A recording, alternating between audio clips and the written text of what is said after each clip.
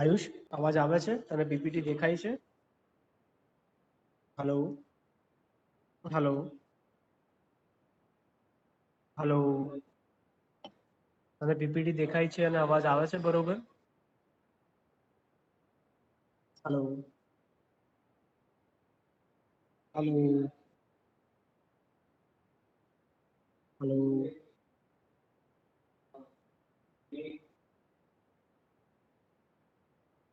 Ayush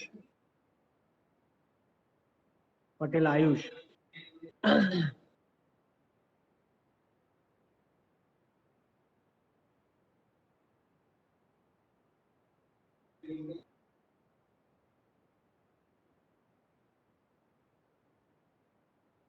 Are you getting my voice, Ayush? Hello. Sir શું કરવું, ચાલુ કરવું જ? હા, કન્ટિન્યુ થશે. તારે નથી ભણવું ચોથું ચેપ્ટર? અવાજ નહીં આવતો. અવાજ આવે છે કે નથી આવતો હવે? નહીં આવતો. હજુ બી નથી આવતો અવાજ?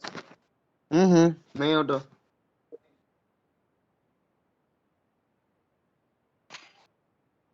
એવું કેમનું બને? આવવો જોઈએ આવું.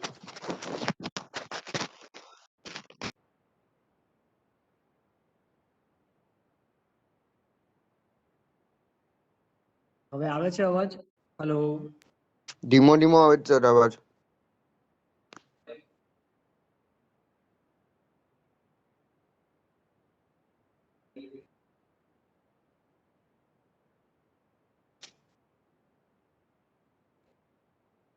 સર મેં પાછો એક વખત જોઈન થાવ લીવ થઈને.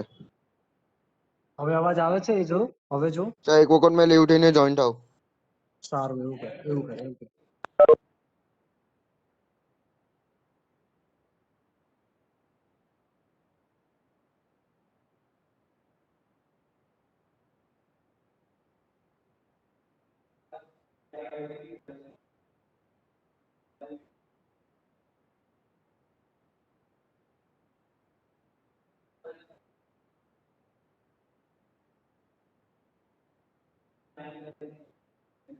ઓકે. હવે અવાજ આવે છે? હવે અવાજ આવે છે બરોબર? હા, હવે આવે છે. ઓકે, સારું, ચાલો. તો સેકન્ડ લો ઓફ થર્મોડાયનેમિક્સ આપણે ફર્સ્ટ ચેપ્ટર સ્ટાર્ટ કર્યું હતું, એના પછી second chapter first law of thermodynamics પર હતું, બરોબર આયુષ? એના પછી આપણે એક આઈડિયલ ગેસીસ અને થર્મોડાયનેમિક પ્રોસેસીસ જોયું, જેમાં આપણે થર્ડ ચેપ્ટરમાં સૌથી લાસ્ટમાં ડિફરન્ટ થર્મોડાયનેમિક પ્રોસેસીસ વિશે ડિસ્કસ કર્યું, which includes the constant volume process, constant pressure process, constant temperature process, adiabatic process અને polytropic process that we have discussed in the third chapter. But this chapter is somehow connected with the end of second chapter, and end of second chapter was limitation of first law of thermodynamics, है ना? एक topic discuss करियो तो limitation of first law of thermodynamics in which we have discussed that the gun metal, आपका जो gun जो है वो गन दीवार पे जाती है, हम उसको गनिंग करते हैं तो दीवार पे जब वो स्टक होती है तो उसकी वजह से क्या होता है, हीट प्रोड्यूस होती है, उसकी वजह से जो कुछ भी हीट और वर्क का एनर्जी ट्रांसफर हो रहा था, उसमें क्या हो रहा था कि आपका डायरेक्शन पता नहीं चल रहा था, isn't it? कुछ पर्टिकुलर लिमिटेशंस आ रही थी, जिसमें one of the limitation is we don't know the direction from which energy we are converting to the another energy. Okay, तो यहाँ पे ये सेकंड लॉ ऑफ थर्मोडायनेमिक्स जो है वो हमको हेल्प करेगा आगे इससे रिलेटेड. Okay, fine. चलो एक minute. Okay, so we have seen here that limitation of first law of thermodynamics leads to us towards the second law of thermodynamics, है ना? फर्स्ट लॉ क्या था? टोटली एनर्जी कंजर्वेशन के base पे था. Okay, totally energy conservation के base पे था, और we have find the stored energy. हमने फर्स्ट लॉ में क्या किया था, क्लोज्ड और ओपन सिस्टम के लिए स्टोर्ड एनर्जी जो था उसका इक्वेशन फाइंड किया था। Okay, and the fourth point is process cannot take place unless it satisfy both first and second law of thermodynamics। मतलब कि यूनिवर्स में कोई भी प्रोसेस होने के लिए, थर्मोडायनेमिक प्रोसेसेस जिसमें आता था आपका constant volume process, constant pressure process, ऐसी जो प्रोसेसेस है वो होने के लिए we require both the fundamental laws which is first law and second law of thermodynamics। ठीक, चलो आगे बढ़ते हैं। उसके लिए आपको मैं एक सिंपल सा एग्जांपल देता हूँ कि भाई ये कुछ हॉट कॉफी है और आपका एटमॉस्फेयर है। ओके, तो यहाँ पे क्या हो रहा है कि सपोज हॉट कॉफी जो उसका टेम्परेचर 40 डिग्री सेंटीग्रेड है सपोज, है ना, और आपका एटमॉस्फेरिक टेम्परेचर अभी विंटर चल रहा है तो मैं उसको लेता हूँ 20 डिग्री सेंटीग्रेड। ठीक, तो यहाँ पे क्या होगा, energy is going to be transfer from hot coffee to the atmosphere, isn't it. ये जो प्रोसेस हुआ, इसमें जो एनर्जी ट्रांसफर हुई उसके बारे में हम अज्यूम कर सकते हैं कि भाई यहाँ पे एनर्जी जो है हॉट टू कोल्ड एटमॉस्फेयर में ट्रांसफर होती है, इजंट इट। मतलब कि hotter section to the cooler section में ट्रांसफर होती है। लेकिन यहाँ पे क्या ऐसा हो सकता है कि भाई इस सिचुएशन में energy is going to be transfer from 20 degree to 40 degree centigrade condition? तो यहाँ पे ये जो है वो नहीं हो सकता, which violates the law of first law of thermodynamics. Okay, तो ये जो है हमको पता चलेगा सेकंड लॉ ऑफ थर्मोडायनेमिक्स से, by which we can know the direction of energy transfer. Okay, वो हमको पता चलेगा second law of thermodynamics. Okay, तो यहाँ पे मैंने वही लिखा है कि भाई हॉट से कोल्ड में ट्रांसफर हो सकता है, वो हमको पता है, और कोल्ड से हॉट में विदाउट एनी एक्सटर्नल गेन हम कुछ नहीं कर सकते। ओके, अगर मुझे 20 से 40 डिग्री ट्रांसफर करना है एनर्जी, तो मुझे कुछ अंदर देना पड़ेगा, फिर मैं उसको एनर्जी ट्रांसफर कर पाऊंगा। जैसे हमारा रेफ्रिजरेशन और एसी है, जिसमें मैं क्या करता हूँ कि अगर मुझे रूम ठंडा करना है, फ्रिज ठंडा करना है मुझे, तो उसके लिए मैं कंप्रेशर अंदर डालूंगा, तो कंप्रेशर जो है वो एनर्जी गेन करके फिर वो वहां पे ठंडी लाता है ना। तो इस तरह से, तो यहाँ पे समझ में आया थोड़ा आयुष? हेलो, हेलो आयुष, हाँ सर। समझ में आवे से थोड़ू थोड़ू? हेलो, हेलो, હું આગળ વધુ? ઓકે ઓકે ઓકે, चला, हाँ ओके, सारी चैट समझाई गई, चलो। तो ये हो गया एक सेकंड लॉ ऑफ थर्मोडायनेमिक्स के रिलेटेड एग्जांपल के भाई क्यों हमको सेकंड लॉ चाहिए रहेगा, बिकॉज फर्स्ट लॉ की लिमिटेशंस थी उसके हिसाब से। तो ये सेकंड लॉ जो है वो हमको क्वालिटी और क्वांटिटी दोनों देता है ना। दोनों उससे हम समझ पाएंगे कि कैसे भाई प्रोसेस में क्वालिटी और क्वांटिटी मिले। ये बहुत ही इंपॉर्टेंट चीज है, आपकी बुक में नहीं है लेकिन ये बहुत इंपॉर्टेंट है। Second law of thermodynamics is also used in determining the theoretical limits for the performance. मतलब कि आप सपोज कोई इंजन है, आपका आईसी इंजन है, तो उससे आप उसकी एफिशिएंसी फाइंड कर सकोगे, which give you the theoretical aspect. Okay, for the performance of commonly used engineering systems such as heat engines and refrigerators, as well as predicting the degree of completion of chemical reactions. Okay, एक minute Ayush,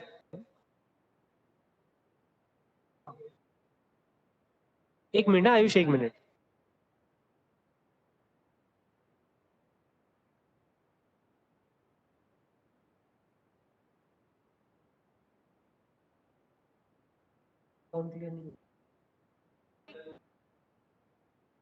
वो वहां पे जाना पड़ेगा account के लिए आपको। हाँ, अकाउंट सेक्शन में।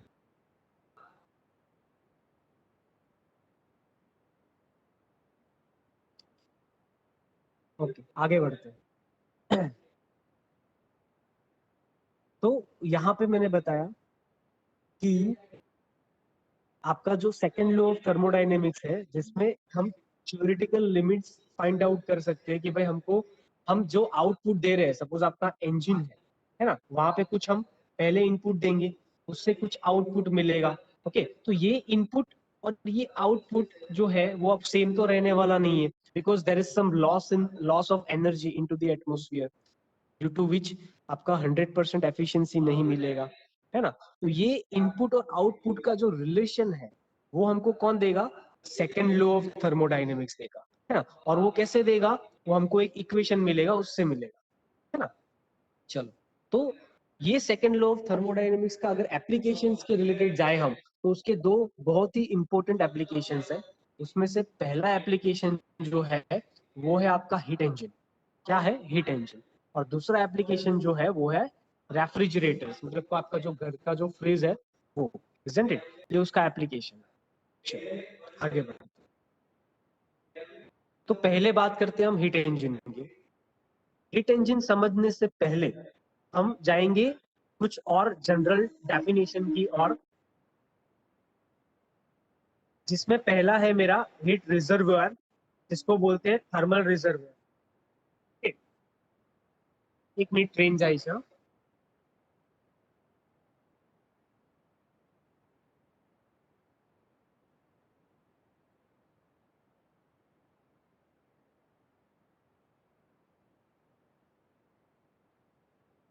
આયુષ, હીટ એન્જિન શું છે તને ખબર છે? હીટ એન્જિન નો બેઝિક આઈડિયા કહી દઉં તને। we as you see the figure here into the screen, यहाँ पे जो आपको फिगर दिख रही है वो एक हीट इंजन से रिलेटेड है। एक आईसी इंजन भी हो सकता है और ये एक टाइप का ये और भी इंजन है जिसको स्टीम इंजन बोलते हैं। यहाँ पे क्या होता है कि बॉयलर है आपका, टरबाइन है, कंडेंसर है और पंप है, isn't it? तो ये चार चीजें हैं यहाँ पे जिससे आपका पूरा इंजन, हीट इंजन बनता है, जिससे आप पावर प्रोड्यूस करते हो, जो टरबाइन में प्रोड्यूस होता है। ओके, तो यहाँ पे ये हीट इंजन कैसे सेकंड लूप पे वर्क करता है वो हम जानेंगे, लेकिन उससे पहले कुछ और डेफिनेशन जानना जरूरी है, जिसमें पहला है आपका हीट रिजर्वोयर, जिसको बोलते हैं थर्मल रिजर्वोयर। ओके, तो एक होता है कि जहां से आप एनर्जी लेते हो, इनपुट चाहिए रहेगा ना किसी से आपको, तो वो जो इनपुट लेते हो वो कहाँ से लोगे आप, सोर्स से लोगे। कहाँ से, सोर्स से। ओके, और वो जो सोर्स बना होगा वो एक रिजर्वोयर का बना होगा। अभी इसके बारे में बहुत ही सिंपली बताओ ना, अगर आपको टिपिकल लग रहा है तो बहुत ही सिंपली बनाओ इसको। तो रिजर्वोयर मीन्स ऐसा, जहाँ पे आपका ये नदी है, ओशन है, तड़ाव है, ये सब, इसको मैं रिजर्वोयर बोल सकता हूँ, जो बहुत बड़ा सोर्स है, बहुत बड़ा, है ना। एटमोस्फियर को भी मैं रिजर्वोयर बोल सकता हूँ। ओके, जो एक बहुत बड़ा एनर्जी का सोर्स है, तो ये हो गया मेरा रिजर्वोयर। ओके, अभी उसकी एग्जाम्पल से डेफिनेशन की ओर जाते हैं। ओके, तो यहाँ पे मैंने क्या लिखा है, it is very convenient to have a hypothetical body with a relatively large thermal energy capacity। Thermal energy capacity मतलब हमको क्या चाहिए कि इंजन के अंदर पावर प्रोड्यूस करना है, वर्क करना है, समझ रहे हो, पावर प्रोड्यूस करना है। तो वो पावर प्रोड्यूस करने के लिए हमको कुछ एनर्जी तो चाहिए रहेगी इनपुट में, जिसको मैं थर्मल एनर्जी बोलता हूँ। तो वो थर्मल एनर्जी मुझे कहाँ से मिलेगी, तो वो मुझे मिलेगी ये रिजर्वोयर से। Okay, so that can be supply और absorb finite amounts of heat without undergoing any change in temperature. देखो, बहुत ही इंपॉर्टेंट चीज है जो मैंने ब्लैक थोड़ा उसको बोल्ड किया है, और वो बोल्ड क्या है, that without undergoing any change in temperature. Okay, यहाँ पे टेम्परेचर में कोई चेंज नहीं हो रहा है। जब भी आप हीट रिजर्वोयर की बात करोगे या फिर थर्मल रिजर्वोयर की बात करोगे, तो जब भी एनर्जी ट्रांसफर होगी, ओके, तो उसमें से टेम्परेचर में कोई चेंज नहीं आएगा, क्योंकि वो बहुत बड़ा है ना। ये इसके जैसी बात हो गई कि भाई मैंने पूरा समुंदर है, उसमें से पानी की एक बूंद निकाल ली, तो उससे क्या होगा भाई, समुद्र में पानी बहुत कम हो जाएगा, ऐसा नहीं होगा, है ना। तो उसी तरह थर्मल रिलेटेड है, टेम्परेचर रिलेटेड है कि भाई वो समुद्र में से मैं थोड़ी हीट किसी और चीज को दे दूं, तो उसमें से कुछ टेम्परेचर इतना ज्यादा चेंज नहीं हो रहा है, वो बहुत ही माइनर होगा और उसको मैं निग्लेक्ट कर सकता हूँ, है ना। So such a body is called as thermal energy reservoir। Clear हुआ ये? हेलो, हीट रिजर्वायर क्लियर हो रहा है तुम्हारा आयुष? हाँ sir. Okay, very good, very good. Now second one, no change in temperature of heat reservoir in spite of supplying means heat, they are rejecting the heat or absorbing the heat. Okay, मतलब कि अगर आपकी heat reject होती है तो भी, मतलब कि सपोज आप रूम के अंदर हो और वो रूम जो है वो आपका हीट रिजर्वायर है सपोज, है ना, और वो एनर्जी ट्रांसफर कर रहा है, हीट ट्रांसफर कर रहा है आपके एटमोस्फियर के अंदर, तो इसका मीनिंग ये है कि वो हीट रिजेक्ट कर रहा है. तो after even rejecting the heat आपके रूम में कोई टेम्परेचर नहीं आ रहा है, ये एक एग्जांपल दे रहा हूँ, तो उसको बोलते हैं हीट रिजर्वर. जनरली ऐसा नहीं होता है ना, लेकिन ऐसा एक सिस्टम समझा रहा हूँ.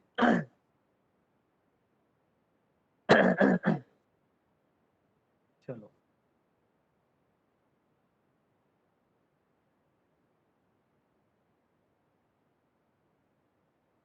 तो यहाँ पे मैंने हीट रिजर्वर का एक एग्जांपल बताया है. जहाँ पे मैंने क्या लिखा है, the air in a room can be treated as a reservoir. Okay, जैसे मैंने एग्जांपल बताया कि रूम के अंदर की जो एयर है, which I can consider as a reservoir of the heat dissipation from a TV set in the in the room. Okay, मतलब कि आपका टीवी का सेट है और आपका रूम है, रूम एटमोस्फियर से रिलेटेड है, उसमें एटमोस्फेरिक एयर है, और आपका टीवी जो है उसमें से थोड़ी थोड़ी हीट बाहर जाएगी, समझ रहे हो? टीवी जो है वो थोड़ा गर्म होगा, उसकी वजह से थोड़ी हीट बाहर जाएगी. अगर वो हीट जो है, अगर मैं वो उसको एटमोस्फेयर में डाल दूं, तो क्या होगा कि एटमोस्फेयर के टेम्परेचर में कोई चेंज आने वाला नहीं है. तो वो आपका रूम एटमोस्फियर का जो एयर है उसको मैं हीट रिजर्वायर बोल सकता हूँ. ओके, तो that amount of heat transfer from TV set to the room air is not large enough to have a noticeable effect on the room air temperature. वो रूम एयर टेम्परेचर पे इतना effect नहीं कर पाएगा. Okay, मतलब कि suppose आपका room है, यहाँ पे टीवी है, टीवी अगर सपोज 0.2 डिग्री सेंटीग्रेड रूम को देता है सपोज, है ना, और आपका रूम जो है वो सपोज है 35 डिग्री सेंटीग्रेड पे, तो इतना टेम्परेचर या फिर हीट ट्रांसफर होने की वजह से ये टेम्परेचर में कोई चेंज नहीं आने वाला है, तो इसको बोलते हैं हीट रिजर्वायर. आई होप कि आपको समझ में आ गया. हमारे जो एक और एग्जांपल दूं ना थोड़े लार्ज साइज में, तो हमारे जो कंडेंसर है, फिर कूलिंग टावर है, ये कूलिंग टावर जो है वो क्या करते हैं, पानी को कूल करते हैं, है ना. तो ये कूलिंग के लिए हम जो पानी यूज करते हैं, वाटर यूज करते हैं, वो जनरली कूलिंग टावर का लोकेशन ऐसे सिलेक्ट करते हैं कि वो नियरली अबाउट आपके जो लेक है या फिर नदी है उसके नजीक हो. ऐसा क्यों? क्योंकि उसकी वजह से क्या होगा कि आप जो पानी ट्रांसफर करोगे और उसको फिर से रिसर्कुलेट करोगे, सपोज पानी ट्रांसफर हुआ कूलिंग टावर में और वो कूलिंग टावर से गया फिर से नदी में, तो उसकी वजह से क्या होगा, जो कूलिंग टावर में उसने हीट गेन की थी, किसने, पानी ने. ओके, तो वो फिर से वो डालेगा नदी में, तो उसकी वजह से वो नदी के टेम्परेचर में कोई चेंज नहीं आएगा. ओके, और आएगा तो भी बहुत माइनर आएगा और फिर से वो अपना थर्मल बैलेंस कर देगा, isn't it? तो इसको बोलते हैं हीट रिजर्वायर. चलो आगे बढ़ो. अभी बात करते हैं हीट रिजर्वायर की, जिसके अंदर दो टाइप्स है, एक है सोर्स और दूसरा है सिंक. पहला है सोर्स और दूसरा है सिंक. ठीक, पहला है सोर्स, दूसरा है सिंक. सोर्स किसको बोलते हैं और सिंक किसको बोलते हैं, ये बहुत इंपॉर्टेंट है समझने को. Reservoir that supply the energy in form of heat, heat के फॉर्म में अगर वो एनर्जी सप्लाई करता है तो उसको बोलते हैं सोर्स. समझ रहे हो? उसका एग्जांपल देखना है आपको. तो यहाँ पे एक फिगर है, एक मिनट, आपको ये फिगर दिखाई गई है, ये वाली, ये अपना सपोज एनर्जी सोर्स है, कोई बॉयलर है, सपोज कोई बॉयलर है. तो बॉयलर में क्या होता है, बॉयलर में बहुत सारी एनर्जी है, हीट एनर्जी है, जिसका टेम्परेचर सपोज आपका अराउंड 200 डिग्री सेंटीग्रेड है. ओके, और हमको वो जो हीट है वो देना है टरबाइन को आगे, जो मैंने एक हीट इंजन का एग्जांपल बताया ना उसके हिसाब से. तो वो जो एनर्जी देगा यहाँ पे, तो इसके जो टेम्परेचर है 200 डिग्री सेंटीग्रेड, उसमें कोई चेंज नहीं आएगा. तो यहाँ पे क्या कर रहा है आपका जो सोर्स है वो, मतलब कि बॉयलर है, वो एनर्जी सप्लाई कर रहा है. किसको कर रहा है? टरबाइन को कर रहा है। किसको कर रहा है? टरबाइन को। ओके, तो यहाँ पे जो आपका बॉयलर है वो एनर्जी सोर्स है, जो हीट जो है वो सप्लाई कर। और सिंक किसे बोलेंगे? सिंक किसे बोलेंगे कि वो आपकी एनर्जी एब्सॉर्ब करता है in terms of heat. Okay, अभी इसके रिलेटेड एग्जांपल दूं, बहुत ही सिंपल। तो आपका ये जो है वो एटमॉस्फेयर है, आपका एटमॉस्फेरिक एयर है। ओके, तो ये एटमॉस्फेरिक एयर क्या करता है कि जो भी हीट कहीं से डेवलप हुई है, जनरेट हुई है, ओके, उसको वो अंदर एब्सॉर्ब कर लेता है। समझ रहे हो? तो इसको बोलते हैं energy sink, thermal energy sink, thermal energy source और thermal energy sink. Are you getting me? इसका एग्जांपल दो एक, तो इसका एग्जांपल आएगा कंडेंसर। कंडेंसर क्या करता है? कंडेंसर के बारे में सुना है पटेल आयुष ने? હા સર સાંભળેલું છે. સાંભળ્યું છે ને? તો કન્ડેન્સર શું કરે? એ જે અંદરનું લિક્વિડ હોય ને એને ઠંડુ કરે. હવે અંદરના લિક્વિડને ઠંડુ કરવા માટે એને શું કરવું પડે? હીટ રિજેક્ટ કરવી પડે, બરોબર? તો અહીંયા એક મિનિટ, જો હું તને બીજી પેનથી બતાવું. અહીંયા કન્ડેન્સર છે તમારું, સમજ, બરોબર? અહીંયા કન્ડેન્સર છે. આ કન્ડેન્સર શું કરશે? અંદરનું ટેમ્પરેચર ઠંડુ રાખશે.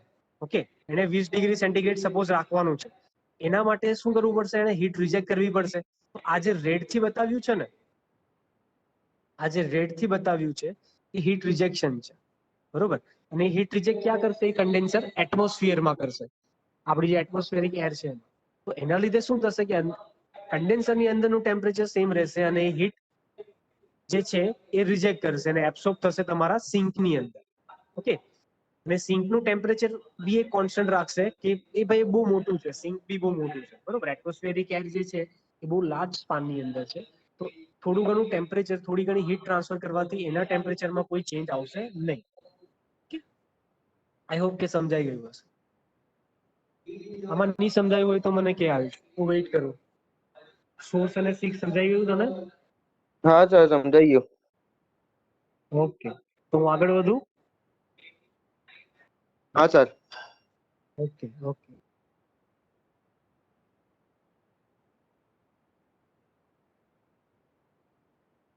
Now heat engine, heat engine का बेसिक देखते हैं.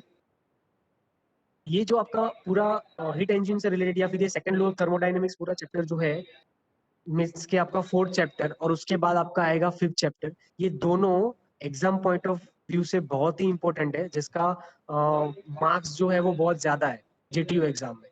और दूसरी बात कि ये आपके 5th सेमेस्टर में, 4th और 5th सेमेस्टर में भी ये बहुत काम आने वाला है, ये 4th और 5th चैप्टर.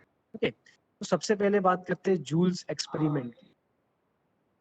हम जनरली स्टडी कर रहे हैं हीट इंजन, लेकिन हीट इंजन क्यों, why we require the heat engine? तो हमने उसमें क्या होता है, मतलब हीट इंजन के अंदर, तो हमने जूल्स एक्सपेरिमेंट देखा जिसके अंदर हम कन्वर्ट करते थे वर्क को हीट में. ओके, आपको पता है हम वर्क को हीट में पैडल से कन्वर्ट करते थे, और उसमें हमने पढ़ा था W is proportional to Q. Okay, ऐसा कुछ पढ़ा था हमने. वर्क हीट में कन्वर्ट होती है. और यहाँ पे हीट इंजन जो है वो इससे उल्टा है. हीट इंजन उससे उल्टा है. किससे? जूल एक्सपेरिमेंट से. तो हीट इंजन में हम क्या करते हैं, क्या होता है कि conversion of heat into work होता है, मतलब कि हीट जो है वो वर्क के अंदर कन्वर्ट होती है. तो वो मैं आपको इसके बाद का डायग्राम है उसके रिलेटेड आपको समझाऊंगा कि कैसे वो हीट को वर्क में कन्वर्ट करता है. ओके, तो पहले उसका डेफिनेशन देख लेते हैं. Definition of heat engine: it is a system, heat engine is a kind of system which working in a cycle, वो साइकिल में वर्क करती है, which converts the heat energy into work is known as a heat engine. okay, वो एक पूरा cycle बनाती है. वो साइकिल कैसे बनाती है वो भी मैं आपको फिगर से समझाता हूँ. साइकिल का डेफिनेशन, मीनिंग आपको पता है क्या है ना? तो वो कन्वर्ट करती है हीट एनर्जी को वर्क में, जिसको बोलते हैं हीट इंजन. Okay fine. अभी वो हीट इंजन जो है उसके अंदर एनर्जी कन्वर्जन जो होता है which is from heat to the work, उसको कन्वर्ट करने के लिए उसके अंदर एक फ्लूइड जो है वो फ्लो होता है. जैसे हमारे बॉडी के अंदर क्या फ्लो होता है? ब्लड फ्लो होता है. उसी तरह इंजन के अंदर एक फ्लूइड फ्लो होता है जिसको बोलते हैं हम वर्किंग फ्लूइड या फिर वर्किंग मीडियम. और वो जनरली होता है आपका लिक्विड और गैस, और होता है वो पानी होता है या ऐसा कुछ भी हो सकता है ना, कोई गैस भी हो सकता है. तो यहाँ पे वो वर्किंग फ्लूइड का डेफिनेशन क्या है वो देखते हैं। तो heat engine and other cycle devices usually involve a fluid, मतलब उसमें फ्लूइड यूज होता है, to and from which the heat is transfer. जैसे मैंने बोला ना कि ये फ्लूइड क्या करता है कि वो हीट ट्रांसफर करता है according to the requirement while undergoing a cycle. ठीक है, जब वो साइकिल में वर्क होता है पूरा सिस्टम, तो वो हीट ट्रांसफर करता है working fluid. This fluid is called as a working fluid, okay, और वर्किंग मीडियम। चलिए, तो हम उसके आगे देखते हैं अभी उसका डायग्राम, इससे बहुत अच्छे से पता चलेगा। तो ये आपका एक स्टीम इंजन है, ओके, जिसमें पहले है बॉयलर, उसके बाद है टरबाइन, उसके बाद आता है कंडेंसर। यहाँ से आपका सपोज हम फ्लो स्टार्ट करते हैं, है ना, ये देखो डायग्राम दिखाया ये जिसमें आपको कुछ एरोस दिखाए गए हैं, और लास्ट में आता है आपका पंप। ओके, चलो, ये बॉयलर में क्या होता है, बॉयलर क्या करता है पता है आयुष को? फंक्शन ऑफ बॉयलर पता है आयुष? बॉयलर क्या करता है? સર આપણે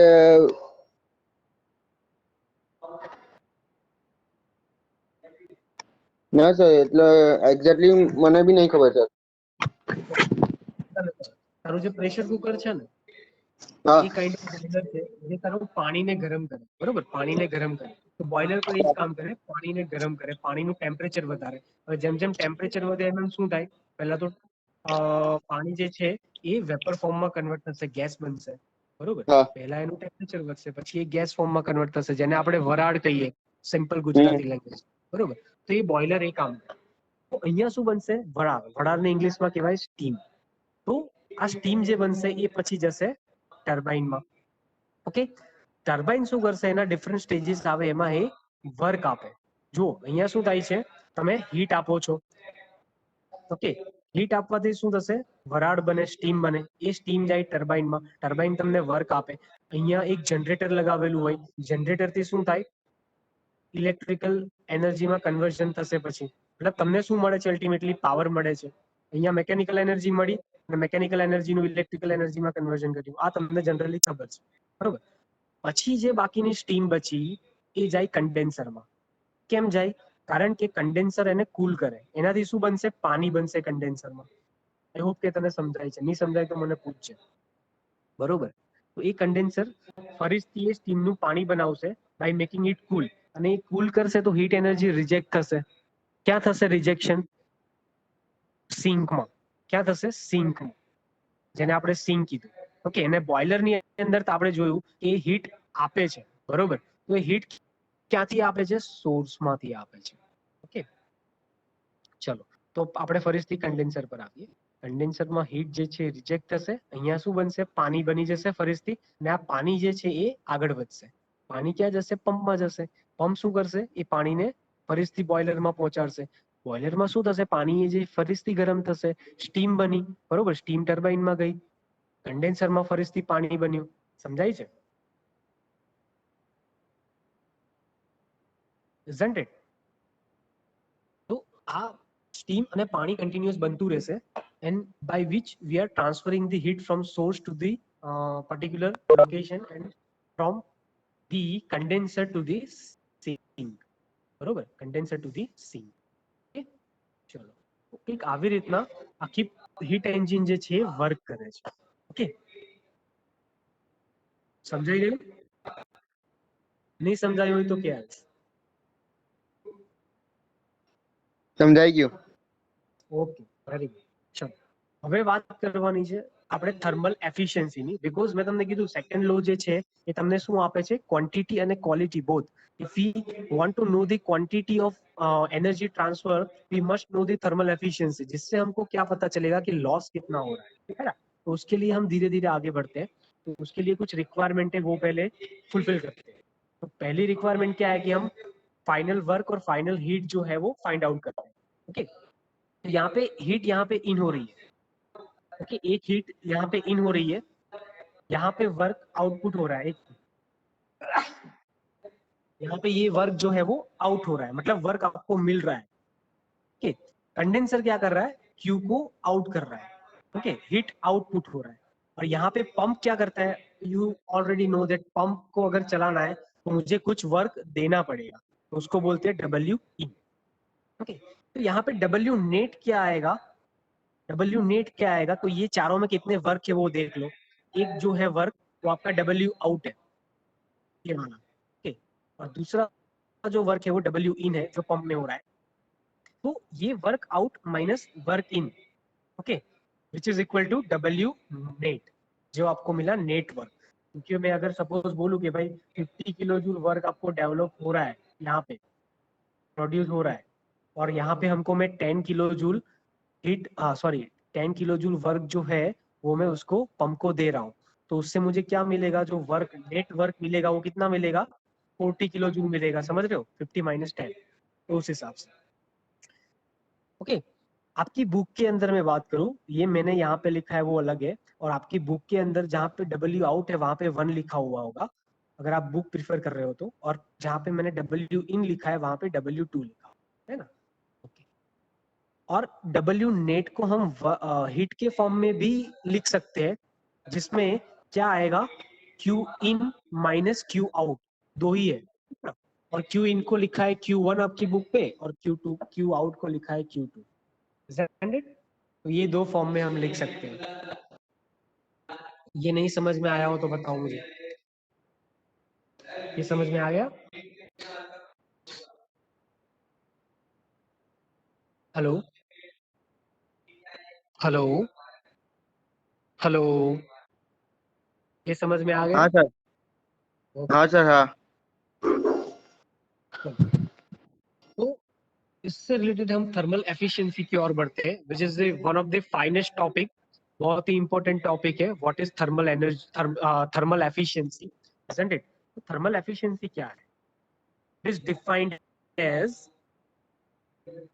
ratio of network develop by the engine. हमारे इंजन में जो नेटवर्क डेवलप हुआ, जिसको हमने क्या बोला था, डब्ल्यू नेट बोला था। ओके, तो W net is a ratio of W net to the amount of heat supplied to it. अभी हमने इंजन में हीट सप्लाई कितनी की, अगर वो मुझे जानना है तो कहाँ से कोई मुझे बताएगा हमने कितनी हीट सप्लाई की? देखो, आपको मैंने डायग्राम बताया है, अभी मुझे बताओ कितनी एनर्जी मैंने हीट के फॉर्म में सप्लाई की, बताएगा कोई मुझे? हीट कितनी है यहाँ पे, दो ही है, एक ये है और एक दूसरी ये है ना, ये दो हीट है। ओके, तो यहाँ पे सप्लाई कौन सा है और रिजेक्ट कौन सा हो रहा है वो बताओ। Sir boiler to turbine X A से। नहीं, બોઇલર ટુ ટર્બાઇન નહીં, તમે હીટ ક્યાંથી આપો છો? એક તો સોર્સમાંથી આપો છો, જો હું તમને કહું બોઇલરમાં હીટ સપ્લાય કેવી રીતના થાય, ધારો કે કોલસો છે, બરોબર, આપણું રેલવેનું એન્જિન છે, એવી રીતના કોલસો છે, બરોબર, કોલસો શું કરે, હીટ પ્રોડ્યુસ કરે, અને એ હીટ જે છે એ તમને બોઇલરમાં પાણી હોય ને એની અંદર જાય, એટલે એ હીટ પાણીને મળે, એટલે પાણી ગરમ થાય ને પછી વેપર ફોર્મમાં કન્વર્ટ થાય, ઇઝન્ટ ઇટ? સ્ટીમ બને મતલબ, તો એ હીટ સપ્લાય થઈ। અને કન્ડેન્સરમાં શું થાય કે એ જે ઠંડુ કરવાનું છે એના માટે તમને હીટ રિજેક્ટ થાય। આ કન્ડેન્સર અને બોઇલર કેવી રીતના વર્ક કરે ને એના હું વિડીયો હું તમને મોકલી દઈશ સાંજ સુધીમાં, બરોબર, એને જોઈ લેજો એકવાર, તમને સમજાઈ જશે। ઓકે, તો અહીંયા ક્યુ ઇન જે છે, સપ્લાય મીન્સ ઓલવેઝ એ ઇનપુટ હોય, બરોબર, આપણે સપ્લાય કરીએ એન્જિનને, આખું જો એક મિનિટ, આખું જે તમને આ લાઈન દેખાય છે એ આખું એન્જિનનો હિસ્સો છે, બરોબર, આખા એન્જિનનો હિસ્સો છે, એની અંદર તમે સપ્લાય કરો છો, તો આ ઇન જે થાય છે એ સપ્લાય થાય, એન્જિનમાંથી બહાર નીકળતી વસ્તુ આ છે, જો આ રિજેક્ટ થાય છે, સમજાય છે? તો ઇન ક્યાંથી થાય છે? અહીંયાથી થાય છે, હીટ સપ્લાય અહીંયાથી થાય છે। Okay, Q means heat, W means work. Okay, so that is a heat and work supply, heat and work। so heat supply यहाँ से हो रहा है आपका, 5 मिनट में लेक्चर खत्म हो जाएगा आपका। Okay, fine. तो यहाँ पे क्या बोल रहे हैं, थर्मल एफिशिएंसी जो है वो net work, it is a ratio of network develop divided by और to the amount of heat supplied to the engine. Engine को हम कितना हीट सप्लाई कर रहे हैं, क्यू इन। ओके, इसको मैं बहुत ही सिंपल एग्जांपल से समझाता हूँ।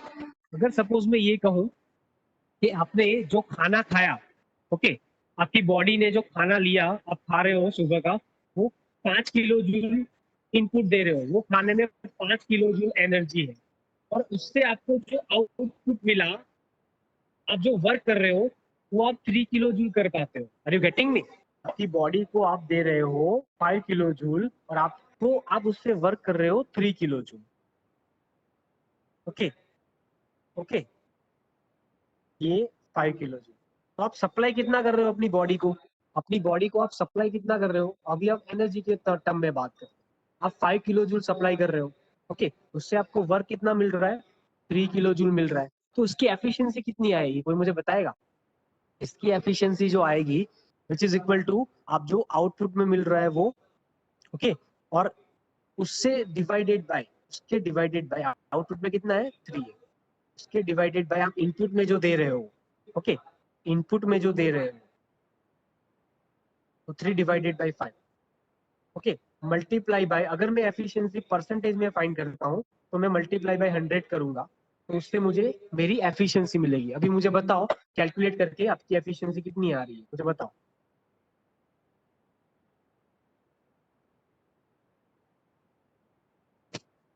कितनी आ रही है आपकी एफिशिएंसी?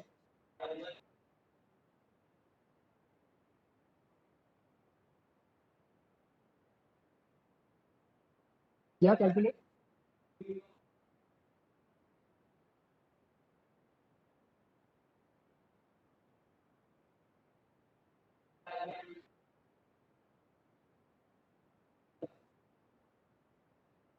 हेलो, कितना आ रहा है एफिशिएंसी? भाई 30 सेकेंड्स का काम है, आप उसमें इतना टाइम लगा रहे हो।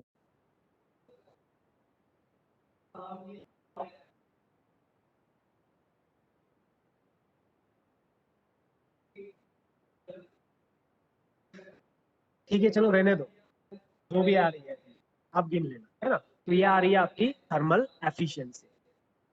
तो उस हिसाब से आपके इंजन के अंदर भी कुछ इस तरह से एफिशिएंसी आएगी, which is ratio of net work develop to the heat supply.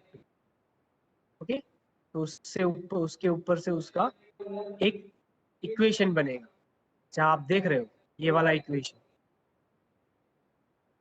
Okay, इसके बारे में हम बाद में डिस्कस करेंगे। यहाँ तक कुछ भी डाउट हो तो बताओ, मैं यहाँ पे स्टॉप करता हूँ लेक्चर।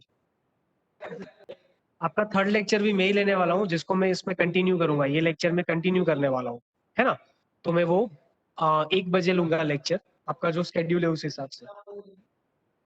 यहाँ तक कुछ भी डाउट हो तो बताओ। नो સર, અહીંયા સુધીને કોઈ ડાઉટ નથી. तो તમે લોકો કેલ્સી સાથે લઈને નથી બેસતા આયુષ? સર હમણાં લાગણી ભૂલી ગઈ અહીંયા.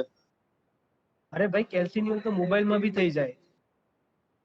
આ પેલું જે તમે કરેલું ને એનું 60 આવે છે આન્સર. 3/5 વાળું જે હતું ને કીધું કેમ નહીં? એ સર પછી તમે કીધું ને એની પછી આન્સર આવ્યો. ચાલ વાંધો નહીં, સારું, કઈ નહીં, લેક્ચર આપણે એન્ડ કરીએ, બરોબર? અને હા. 1 થી 2 લેક્ચર લઈશું, આને થર્મોડાયનેમિક્સ કન્ટિન્યુ કરીશું. જેને ભણવું હોય એને ભણે, નહીં ભણવું હોય એને કઈ નહીં, બરોબર ને? પછી આવશે બધા મારી પાસે ભણવા માટે, કારણ કે આ 2 ચેપ્ટર ફાઇનલ બહુ ઇમ્પોર્ટન્ટ છે, સૌથી વધારે માર્ક્સ આના જ છે, બરોબર? સારું, ચાલ, હા સર. બાય. હા.